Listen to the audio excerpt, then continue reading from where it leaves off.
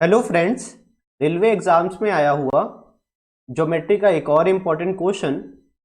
चलिए देखते हैं क्वेश्चन में क्या दिया हुआ है और कैसे इस क्वेश्चन का आंसर हम आसानी से निकाल सकते हैं। क्वेश्चन में बोला है पी क्यू उस वृत्त का व्यास है जिसका केंद्र ओ है। तो एक सर्कल की बात हो रही है, यहाँ पर सर्कल से रिलेटेड क्वेश्चन है। वैसे इस क्वेश्चन को सॉल्व करने के लिए आपको सर्कल ड्रॉ करने की जरूरत नहीं है एग्जाम में, लेकिन उसके लिए प्रैक्टिस होनी चाहिए और आपको इन क्वेश्चनों का आइडिया होना चाहिए कैसे सॉल्व करना है, जो कि मैं दे रहा हूं।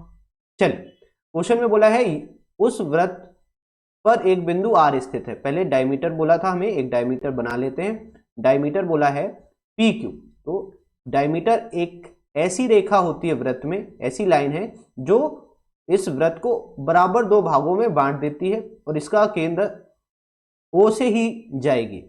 ओ से जाएगी क्या? डायमीटर या व्यास। बोला इस वृत्त पर एक बिंदु है आर और इस आर से बनने वाला कोण कौन सा? R P O. तो आर को पी से मिलाया, इस एंगल की बात की है कि ये वाला एंगल कितना है? 39 डिग्री। और हमें एंगल आर क्यू पी अर्थात आर को जब हम क्यू से मिला दें तो ये वाले एंगल को हमसे पूछा है कितने डिग्री का कोण है ये।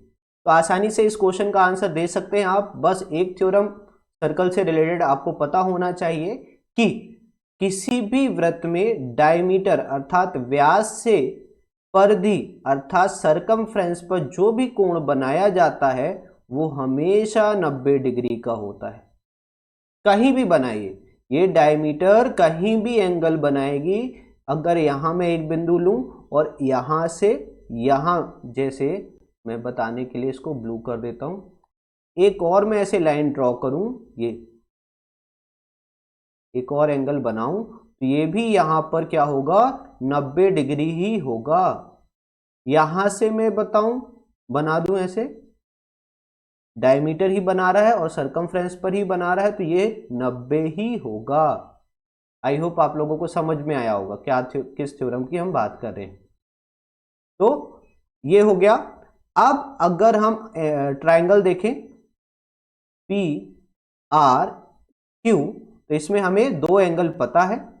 उन एंगल्स का सम कितना है? 90 और 39 को ऐड करेंगे तो ये हो जाएगा 129।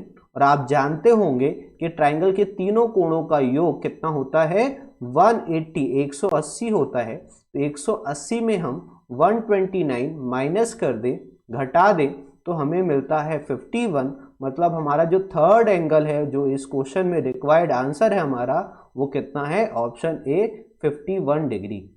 आई होप आप लोगों को समझ में आया होगा क्वेश्चन में क्या सीखने वाली चीज थी कि डायमीटर व्यास से परिधि पर बनाया गया कोण हमेशा क्या होता है?